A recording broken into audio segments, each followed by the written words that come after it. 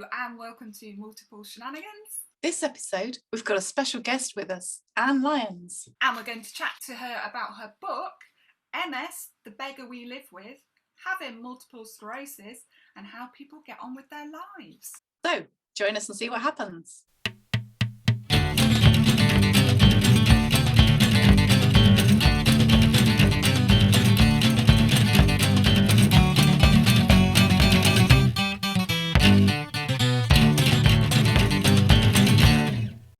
And welcome to Multiple Shenanigans.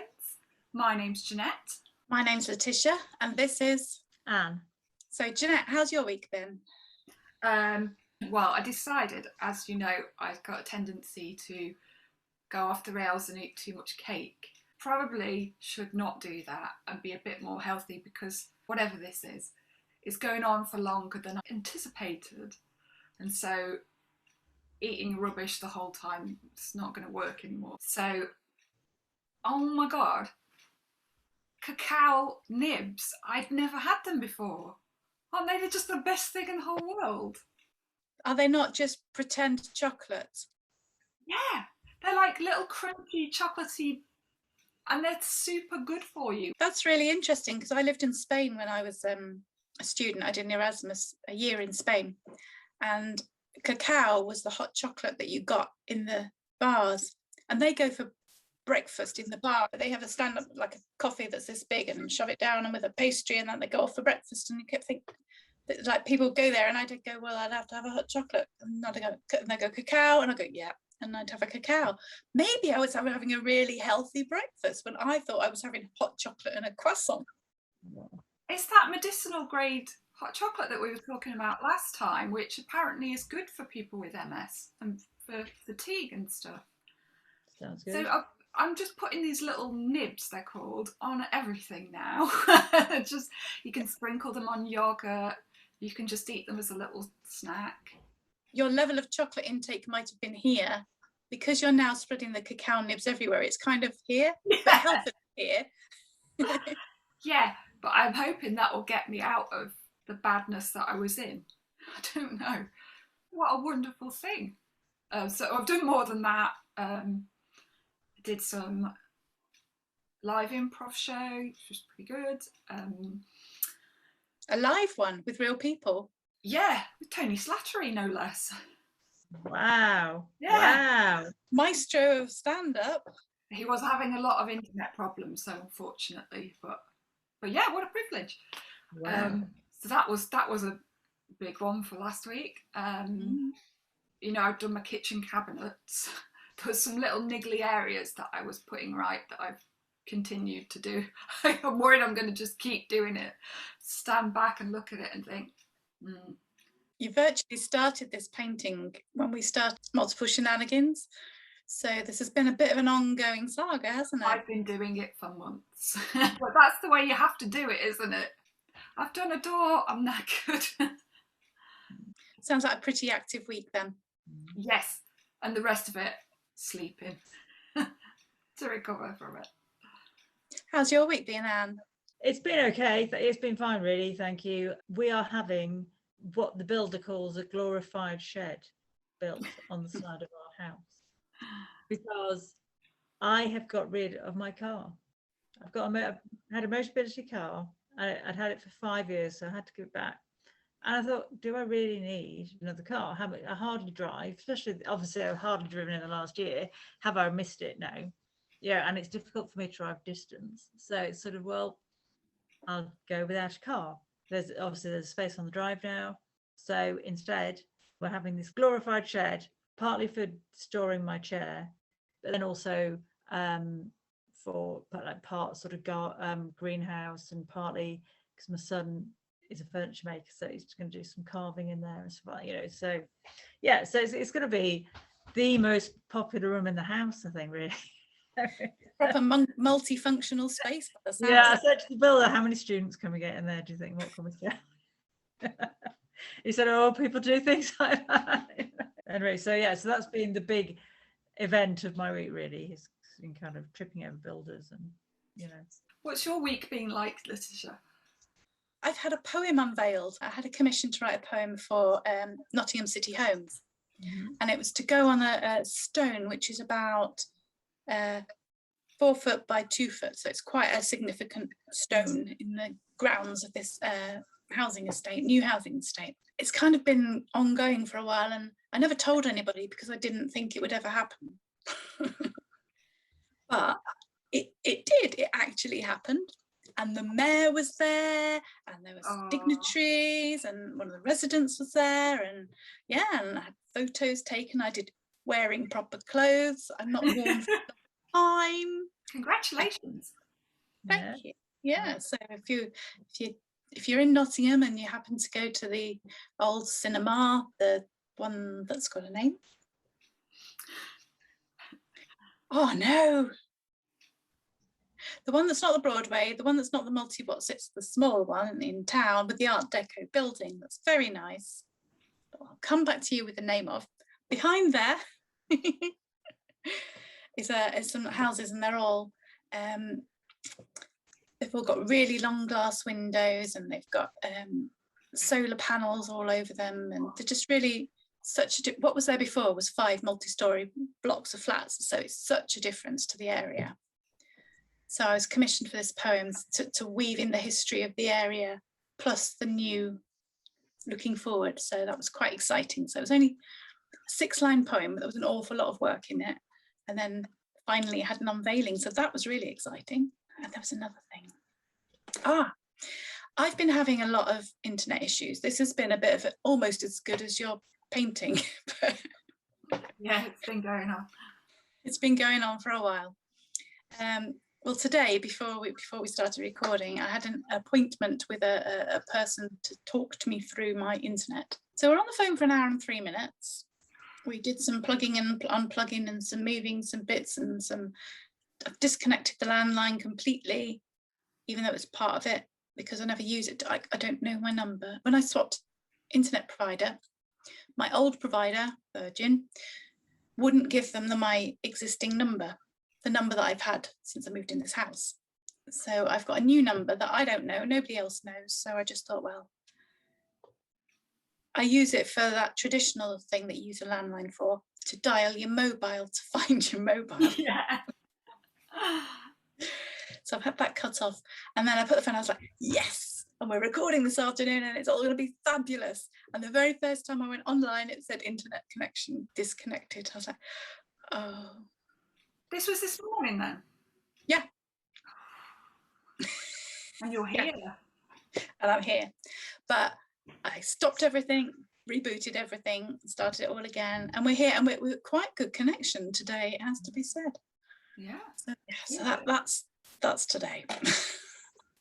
So we invite our guest to pick the colour, and you pick the colour red. It was always when I was a kid, it was my favourite colour. Yeah, I just loved red. And I used to have these really cute boots, which were lined probably with man-made, whatever, but I just, they went up to my calf. I was only about 4 years old, and I just loved them. I mean, yes, red is fiery and everything, but it just is just a colour that always makes me feel energised, really, I suppose. Both are looking very glamorous. Well, you can't actually see it. Jeanette looks very glamorous, it has to be said. I'm wearing a t-shirt, I don't know if you can see it. Is it a moose? It is, it's a moose. It's a moose. You've got a moose t-shirt. A moose t-shirt from Niagara Falls, but you can't see that bit. Niagara Falls. Wow. Excellent. Yeah. And I had a revelation recently, because I've got a few t-shirts, because t-shirts usually commemorate something, or if you go to a gig or a festival or a specific place. I always hate wearing them. I hate wearing them because they're too tight. Yeah. My friend said, well, why don't you just cut the neck off? I was like, oh, complete revelation. Cut the neck off. Suddenly you can wear a lot of clothes that you've got in the cupboard. That's a nice neck as well. Literally just with the scissors, cut it off. It's not actually, even if you tried measuring it, but it was as good as I could do, and now I can wear it. That gives it like a nice, slightly hippie vibe. A slight, yeah. So I can show off my red bra underneath. There you go. Yeah, what a commitment. Wow. No, I'm really impressed with that, and I may... It was one of those... work later on, just hacking up all my old clothes. The Lytisha told me to do this. Right. I'm not doing it for everybody, honestly, but it was a complete. It was ridiculous. I'm 53, and somebody said, "Well, why don't you just cut the neck off?" And it just seemed so obvious. But I've never thought of that. But now. You're not even 53, and now you know. See, I'm going to be way ahead of you. I'm going to have like really solid wardrobe of necked t-shirts. You've got some red squares. Are they squares that you've got there? It's nothing really. It's just because I hadn't realised how little red I have in my wardrobe these days. Oh, don't know why. I don't know what's happened. Time really. for more red. I did the same. I thought I had loads, and I couldn't find any apart from the jumper from last red episode. And then I was like, I've not got any. And then suddenly I thought of this dress right at the depths. But I did feel like I need to get more red. So, but then I went off on one and started putting red lipstick on and getting. But you've gone full glam. But you've committed on 3 levels of red. Oh, what with my red flower? Yeah, nice. Well, that's partly to do with the heat, to be honest, because it's so hot. I've got to tie my hair in pigtails, and my hair is in that growing out phase, so they're not necessarily anything like even. And then there's the what was the fringe that won't quite stay up and won't quite clip back, and the only clips I've got happen to be 2 red roses, so there you go. It all worked out perfectly. Amazing. Oh, I got a story. Oh, I wore this when I did my first hour stand-up show. That's it. There's no more story than that. But that's great. I think that might have been the one you came to. I think I did. I think I came with somebody else we met from memory school, memory club. Yes, because I had little flyers done with this dress on, and then I went to Edinburgh and did it on the Free Fringe. Right. So that's your groundbreaking dress. So your first hour show dress. Was it your first Edinburgh? Yeah. She means business when she's got this dress on. It feels a bit short now. I'm going to be honest. We can't see that. No, it's like it never happened. Okay, so there's something I want to ask you, Anne. Yeah. You said Anne, you've got Anne on screen, and that's fine. Happy to call you Anne. But your email said Annie. Yes.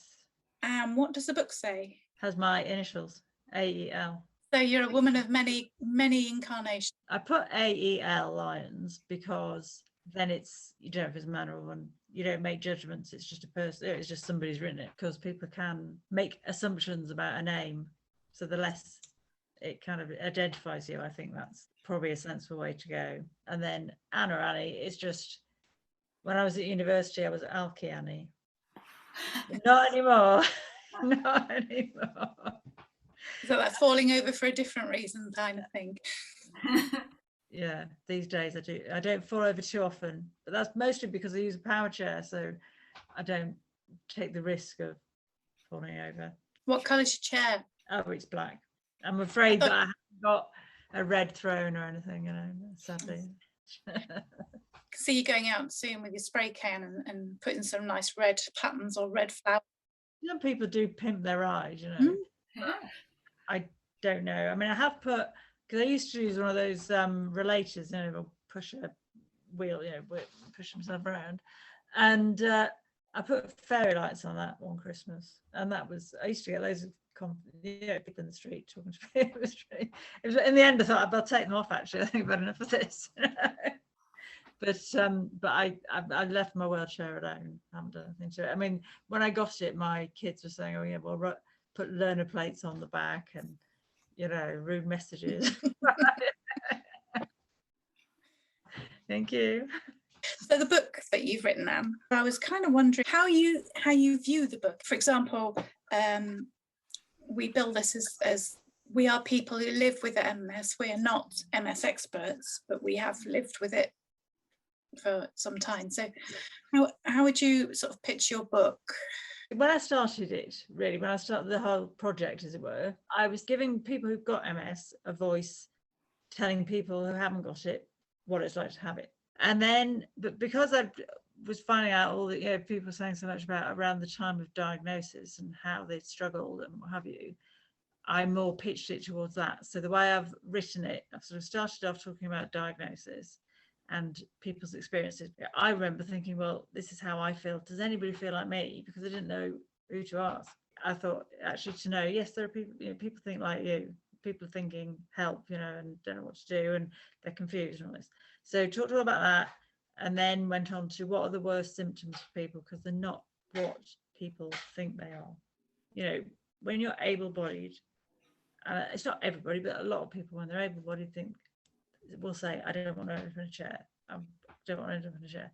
You don't end up in a chair. That's not what happens. If you have a chair, because the point about a chair is it's got wheels. And what do wheels do? Do they constrict you? No.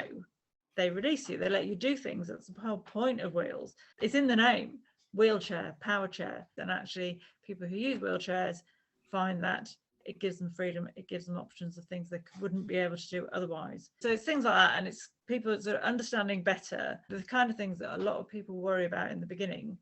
Actually, it's not as bad as you think. I wanted to ask you about your title for your book. Oh, yeah, me too. Yes.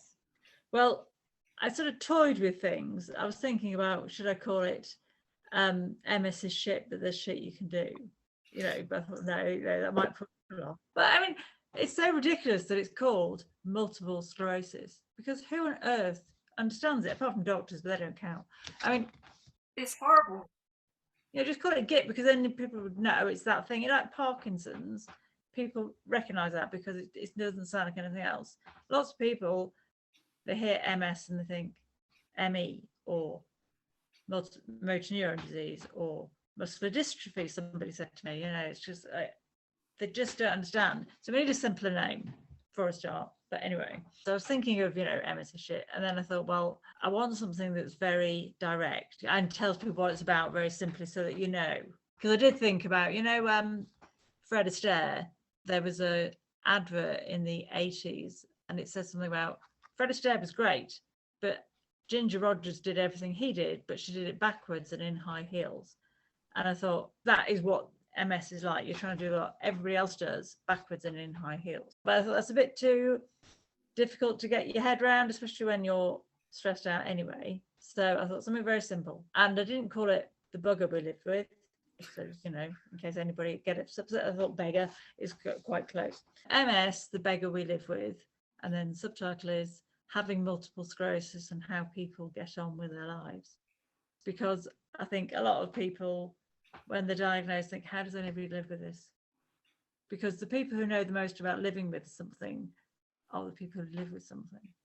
You're not the people who read about it and examine people. There's people who have it every single moment of their day, every day. They're the people who know.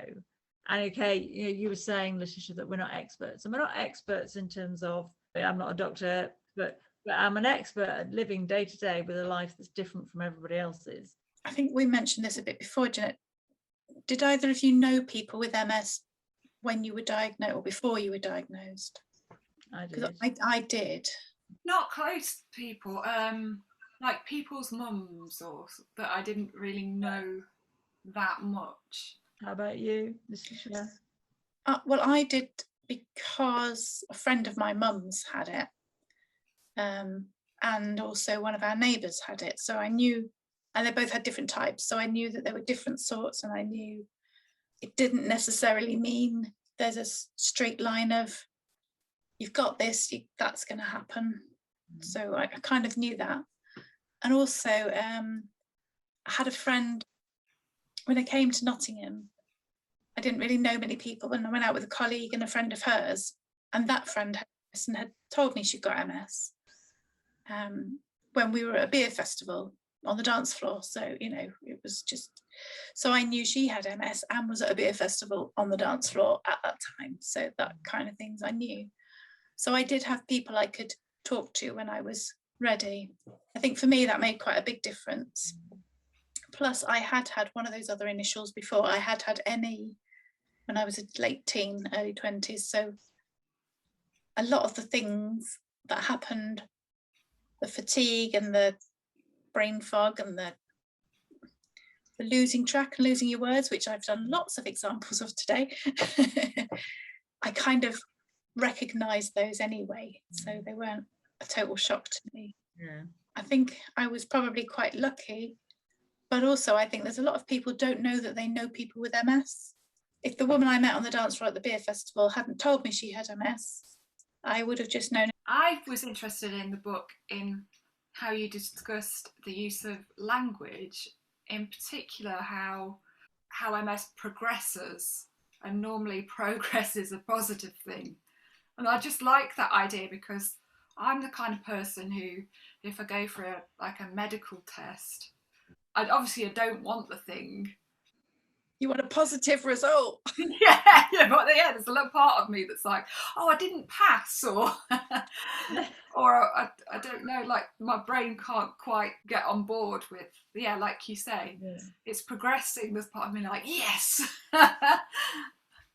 But no, obviously. It's like one of those cruel things, isn't it? That progression is bad in this instance. We don't want progression. Yeah, it's not been very well thought out, I think. I think communication is quite poor. For a lot of people, when they are diagnosed, quite often they don't, they haven't had much experience in hospitals for themselves or with anybody else maybe. And then they've got all this going on and scary tests. So I think that it could be improved, really. But certain things have kind of run away, it's, progress. But we're never going to get that back. We just have to accept that progress means regress for us. Progress is bad. Down with progress. Exactly, yeah. You spoke to people, kind of interviewed people for the book. How did that come about, and how did you select people? Was it people you knew from the hospital, or? Well, I just so happened to have 3 friends who had MS before me, so I knew people already, and so I talked to them first. After that, I sort of, because I do group physio, which is just for people with MS, and obviously before COVID and all that, this was just in person and what have you, so I knew people from that, so I spoke to some of them. And then I went to MS Society. They organise a session where there's free cake and coffee, so it's Jeanette. Tell me when and where. Oh no, I'm healthy now. So I spoke to people from that, and then just other people, just generally, just kind of. I used to work with somebody who has MS, so I spoke to her, and that kind of, and so on. So various people, and I'd spend about a couple of hours with each of them talking about their experience of MS. Because I was quite keen to get a variety. Obviously, I didn't want everybody to have exactly the same. That's the good thing about MS. Everybody's different, but I wanted to be able to describe that, and portray that, rather than just sort of people with a bit of mobility problems or a bit, like the whole thing, and different types of MS. And there are some people who are very severely disabled quite quickly. I mean, it's awful. It's really sad. And then other people are doing half marathons. It's such a weird thing, isn't it? It's just utterly bizarre. I wasn't trying to write as an expert, because I'm not one. I was just trying to write as what it's like for people, and kind of trying to give us a bit of a voice, and trying to help people who are struggling. In your book, I think you touched on, when you're diagnosed or when you're talking to other people, you're almost teaching them about it all the time. I remember when I was, still, but earlier in my diagnosis, I would be explaining to people what it means before I really knew what it meant for me. But so almost you're counselling and teaching everybody you meet. And it's so exhausting all the time, because you've got the thing, but you've also got to teach everybody else what the thing means. Yeah. Which I've made over the years, because I go for an infusion once a month, and I've talked to people. I remember somebody who was diagnosed around the same time as me, and quite a long time afterwards he was saying, when am I going to be better? Yeah, and this is the sort of thing I was talking when I was interviewing people. They were saying, I was thinking, they couldn't accept it, they couldn't believe it, I think. I think it took them a long time, really, before they realized that really I'm not going to get better from this. I think there's so much to take in. I think I was quite lucky, because I was really ill at the start and effectively did get better.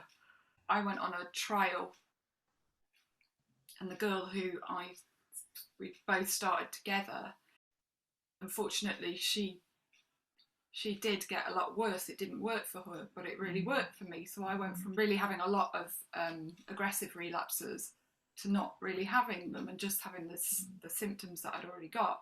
So it's really weird for me. It's almost like some of that is delayed. Then I'm a little bit like, I don't know, it's just all over the place because I was dropped straight into it, big relapses, and that stopped. And suddenly that's occasionally I have to remind myself, you should be a lot worse now than you are. Yeah. And it looked like I was going that way. That's why I was able to get on this second stage drug. But it messes with your mind a little bit because you think, I don't fully know what I should and shouldn't do. We talked about it when I spoke to the OT, and she was like, kind of, you're doing too much. This is why you're knackered and you can't remember things.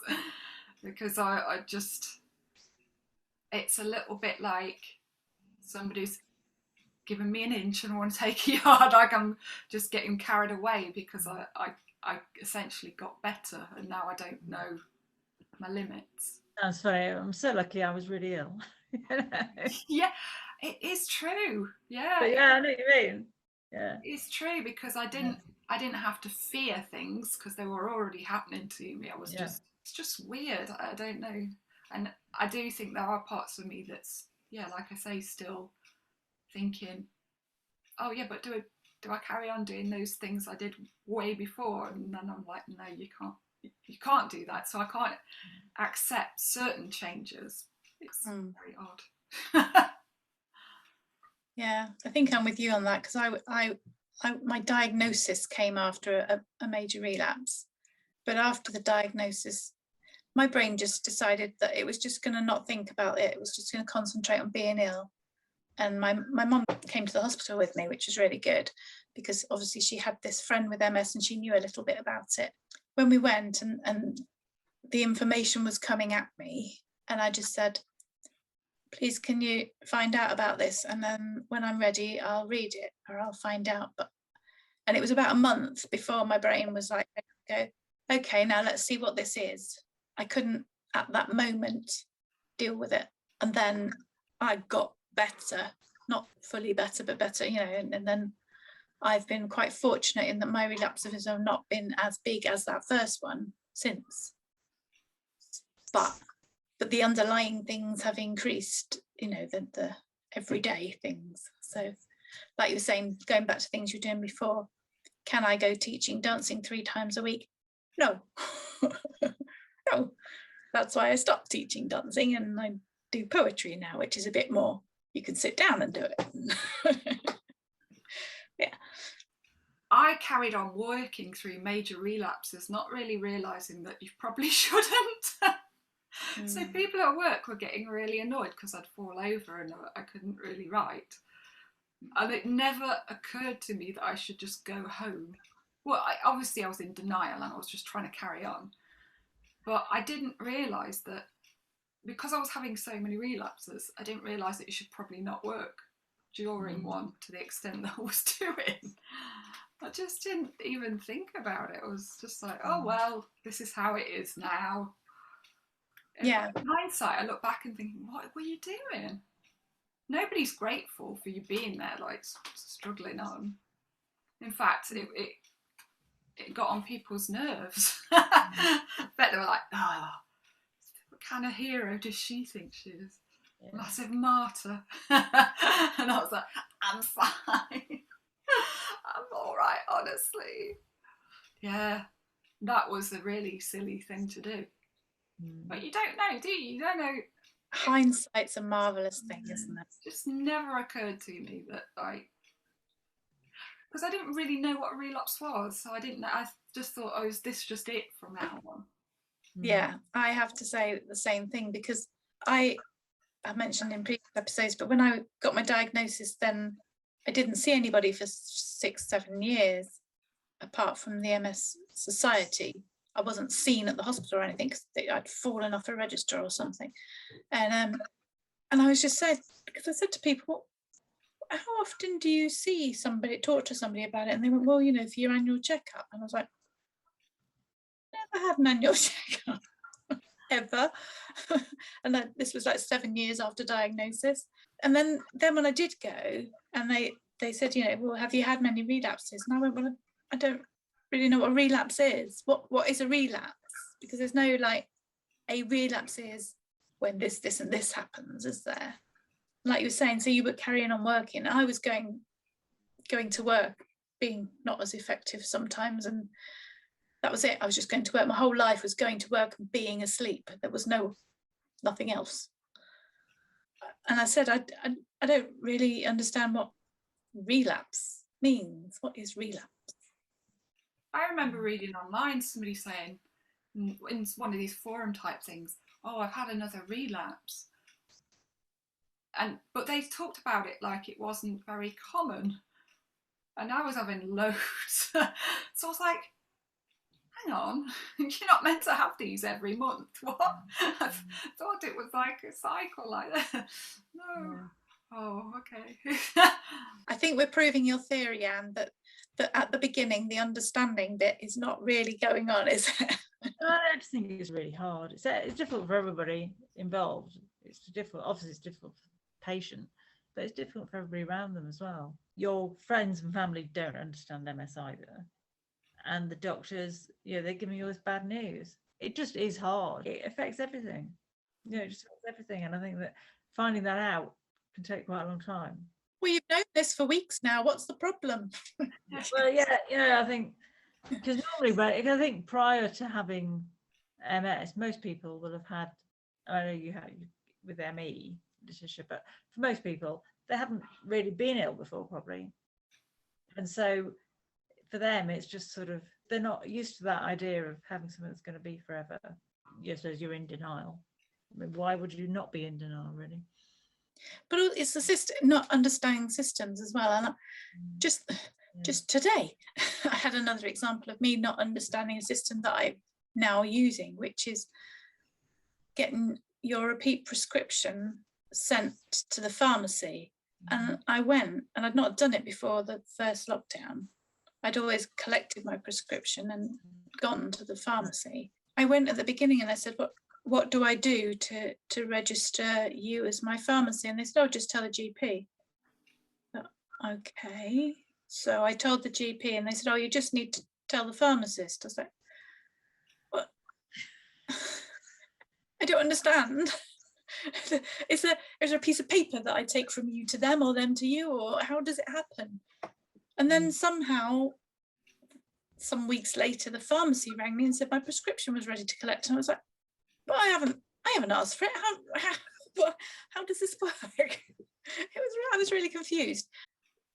Don't want to blow your mind, but you can get it delivered to your home. No, that's not good. You don't even have to do anything apart from click a button when it says, do you want your prescription again? You go, yeah, on the email, and then it turns up in your post. Wow. Have you got prepayment cards? Yeah. Have you got? Good. I haven't, because I was only on one thing every quarter, so I was only collecting. But since the trigeminal neuralgia kerfuffle, I've had various different things. So now I'm not quite sure whether or not it's economically better for me. I think as long as you've got about 2, it is. Yeah, because it's only 120 or 110 pounds for the year, and prescriptions are nearly 10 pounds, aren't they now? And £9.70 or something. So yeah, if you're on one thing, you probably have something during the year as well, say antibiotics or something, and then it makes it definitely worth it. And it just don't have to think about it. And then the next year it just continues. So once you've done it, they just send you a new card. Is this like peer pressure? We're like, come on, Lytisha. You want more drugs? Save your money and stress. I'm going to do sums and everything to work it out. Just get yourself a couple more things. Throw in a few of these and a few of those, be fine. Yeah. But if you get it delivered to your home as well, it's weirdly exciting. Like, more exciting, like, oh, what's this? It's some drugs. Just a little bit before my birthday, I saw a piece of artwork that is perfect for my friend. My friend's having a big birthday with 0 on the end of it this year. And I wanted to get her something special. And I thought, that is perfect for her birthday. Actually, she has MS too. I bought it and the woman said, do you want me to send it direct? And her birthday isn't until this month, June, and my birthday is in April. And that was March that I'd seen it. But I said, oh no, send it to me because it'll be too early otherwise. Anyway, this parcel arrived with some cards just before my birthday. I put it in the pile, really excited. And on my birthday, I opened this parcel and it was from me and it wasn't for me. It was really completely forgotten. That's the opposite of your story of the exciting things in the post. Got drugs. You shouldn't find that exciting. I'm such a loser. Many people have that kind of thing with their drop off from their dealer, but it's a different kind of scenario, Jeanette. Yeah, it's not really stuff to keep you awake and stop you going to the toilet all the time. I forgot to say this in the news. I had my scan results. Oh. This goes with what you're saying, Anne, because it's really confusing. So the good news that my brain scan has not changed since 2017. That's, right. I think, when it had got a bit different. So that is real good. But then it said, so the scans have obviously been sent from Sheffield, where Stella was on our trial, to Nottingham. So this is now the Nottingham scan. And underneath it said, you do have increased lesion load on your spine.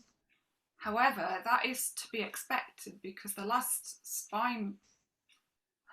Did I say this in the last one? Well, I've had my results as well, actually. No. And this was my first spinal one because they couldn't find the one from diagnosis and they haven't done one since. But my spine didn't show any lesions, which is good. Well done. Damn you. But check me out. But the brain has got a few more, different.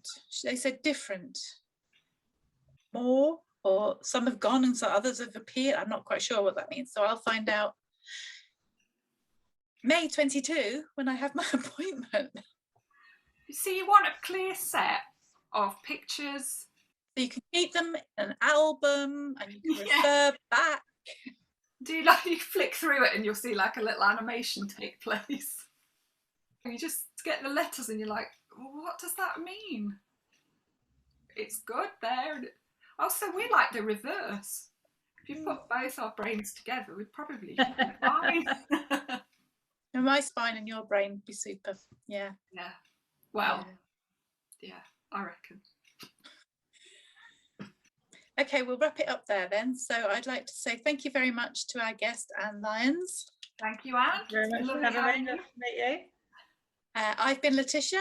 I've been Jeanette. I've been Anne.